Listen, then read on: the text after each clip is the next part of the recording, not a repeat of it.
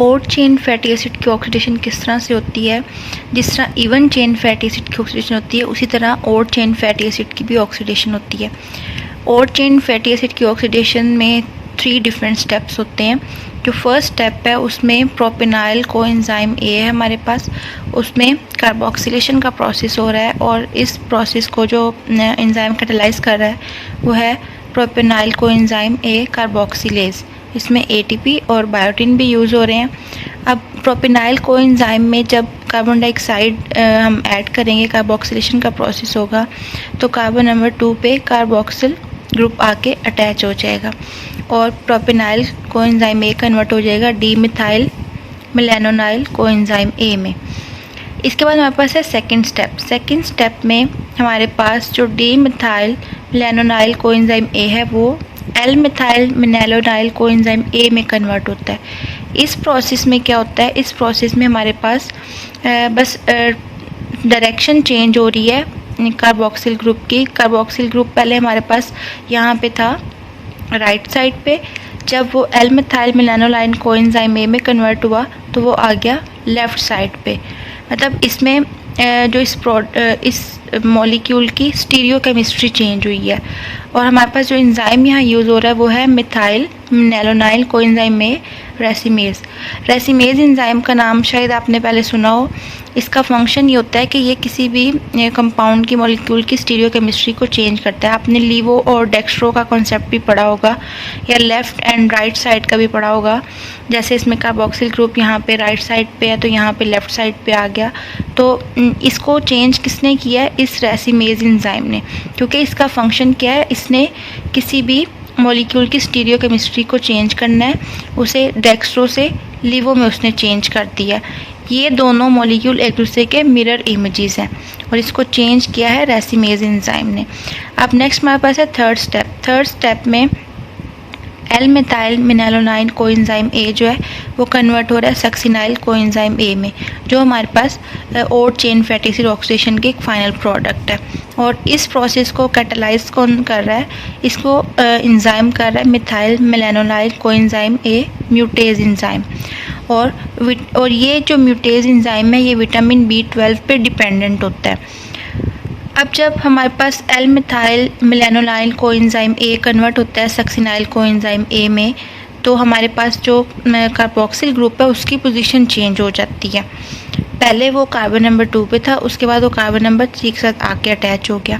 म्यूटेज enzyme का function आपने पहले भी पढ़ा होगा। इसका मेन फंक्शन यही होता है, ये किसी भी फंक्शनल ग्रुप की पोजीशन को चेंज करता है। इसी तरह इसने यहाँ पे कार्बोक्सिल ग्रुप की पोजीशन को चेंज कर दिया और इस तरह इसने कन्वर्ट कर दिया है एल मिथाइल मिलेनोनाइल कोएंजाइम ए को सक्सिनाइल कोएंजाइम ए में। और सक्सिनाइल कोएंजाइम ए जो है ये सिट्रिक एसिड साइकिल या TCA साइकिल का इंटरमीडिएट है जो फर्दर ऑक्सैलो एसीटेट में कन्वर्ट होता है और वो ऑक्सैलो एसीटेट आगे ग्लूकोनियोजेनेसिस में use. Oxidation of unsaturated fatty acid अब हम देखेंगे। जिस तरह से सैचुरेटेड फैटी एसिड की ऑक्सीडेशन होती है सेम उसी तरह अनसैचुरेटेड फैटी एसिड की भी ऑक्सीडेशन होती है। प्रोसेस ऑलमोस्ट सेम होता है लेकिन डिफरेंस कहा आता है कि कुछ एंजाइम इसमें डिफरेंस होते हैं, एक आइसोमरेज एंजाइम और एक रिडक्टेज एंजाइम। सबसे पहले अगर हम देखें तो पाल्मिटॉइल कोएंजाइम जो है वो कन्वर्ट होता है इनोल कोएंजाइम ए में। इस प्रोसेस में, इस कन्वर्जन में 3 साइकिल्स होते हैं डिग्रेडेशन के। पाल्मिटॉइल कोएंजाइम ए डिग्रेड होता है 3 साइकिल्स में और वो कन्वर्ट हो जाता है इनोल कोएंजाइम ए में। और जो एंजाइम यूज़ होते हैं सैचुरेटेड फैटी एसिड में ड्यूरिंग डिग्रेडेशन, वही same enzyme unsaturated fatty acid में भी ड्यूरिंग डिग्रेडेशन यूज़ होते हैं। आफ्टर डिग्रेडेशन हमारे पास आ जाएगा enol coenzyme A. Enol coenzyme A convert हो जाएगा इनोल कोएंजाइम ए, लेकिन ये इसकी सिस फॉर्म है और ये इसकी ट्रांस फॉर्म है। मतलब आइसोमरेज एंजाइम जो है इस प्रोसेस को कैटालाइज करेगा, वो सिस इनोल कोएंजाइम ए को कन्वर्ट कर देगा ट्रांस इनोल कोएंजाइम ए में। ये इसका trans enol coenzyme A cis enol coenzyme A का आइसोमर है और इस प्रोसेस को कैटालाइज करेगा जो एंजाइम, उसे हम कहते हैं isomerase enzyme. Unsaturated fatty acid की ऑक्सीडेशन में एंजाइम ऑलमोस्ट वही यूज़ होते हैं जो सैचुरेटेड फैटी एसिड की ऑक्सीडेशन में होते हैं, लेकिन डिफरेंस कहाँ आता है कि इसमें एनर्जी यील्ड होती है अनसैचुरेटेड फैटी एसिड की ऑक्सीडेशन में वो कम होती है। हमने फैटी एसिड की ऑक्सीडेशन की 3 टाइप्स पढ़ी थी, beta, alpha and omega. Beta oxidation detail में हमने पढ़ लिया। अब हम आएंगे अल्फ़ा ऑक्सीडेशन की तरफ। अल्फ़ा ऑक्सीडेशन तब होती है जब हमारे पास बीटा कार्बन पे मिथाइल ग्रुप अटैच हुआ होता है, तब हम अल्फ़ा ऑक्सीडेशन करते हैं। अल्फ़ा ऑक्सीडेशन में सबसे पहले क्या होता है हमारे पास,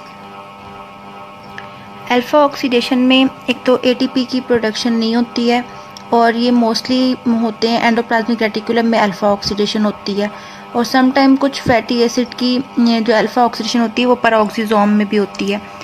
अल्फ़ा ऑक्सीडेशन का जो सबसे फर्स्ट स्टेप है वो है एक्टिवेशन का। एक्टिवेशन हो रही है पैथेनिक एसिड की। पैथेनिक एसिड कन्वर्ट हो रहा है पैथेनॉल कोएंजाइम ए में। इसकी एक्टिवेशन के लिए हमें एटीपी की और कोएंजाइम ए की ज़रूरत पड़ती है। इसके बाद जो हमारे पास सेकेंड स्टेप है वो है हाइड्रोक्सिलेशन। हाइड्रोक्सिलेशन में क्या होता है, हाइड्रोक्सिलेशन में हमारे पास पैथेनॉल कोएंजाइम में हाइड्रोक्सिल ग्रुप अटैच होता है अल्फ़ा कार्बन पे, और वो कन्वर्ट कर देता है पैथेनॉल कोएंजाइम ए को 2 हाइड्रोक्सी पैथेनॉल कोएंजाइम ए में। मतलब कार्बन नंबर 2 जो कि अल्फ़ा कार्बन है उस पे हाइड्रोक्सिल ग्रुप अटैच हुआ हुआ है, और इस सारे प्रोसेस को जो एंजाइम कैटालाइज करता है उसे हम कहते हैं पैथेनॉल कोएंजाइम ए हाइड्रोक्सिलेज। जो हमारे पास थर्ड स्टेप है वो है रिमूवल ऑफ फॉर्माइल ग्रुप। जब 2 हाइड्रोक्सी पैथेनॉल कोएंजाइम ए की लाइसिस होती है तो वो प्रिस्टेनल में कन्वर्ट हो जाता है, और उसके साथ साथ वो फॉर्माइल कोएंजाइम की रिमूवल होती है। ये फॉर्माइल कोएंजाइम जो है वो फॉर्मेट में कन्वर्ट होता है देन कार्बन डाइऑक्साइड में। प्रिस्टेनल में जब ऑक्सीडेशन का प्रोसेस होगा तो कार्बन नंबर 1 पे हमारे पास ऑक्सीजन ऐड होगी और हाइड्रोजन रिमूव होगी, तो प्रिस्टेनल कन्वर्ट हो जाएगा प्रिस्टैनिक एसिड में, और इस सारे प्रोसेस को जो एंजाइम कैटालाइज करेगा उसे हम कहते हैं एल्डिहाइड डिहाइड्रोजिनेज एंजाइम। इसके बाद प्रिस्टैनिक एसिड जो है वो फर्दर कन्वर्ट हो जाएगा, पहले उसकी एक्टिवेशन होगी, उसके बाद वो कन्वर्ट हो जाएगा 2 methyl propionyl coenzyme A, acetyl coenzyme A and propionyl coenzyme A में, और इसमें 6 साइकिल्स होंगे बीटा ऑक्सीडेशन के। बीटा ऑक्सीडेशन अब यहाँ पे क्यों हो रही है, अगर हम देखें ये हमारे पास कार्बोक्सिल ग्रुप का सी है, ये अल्फ़ा कार्बन है और ये बीटा कार्बन है।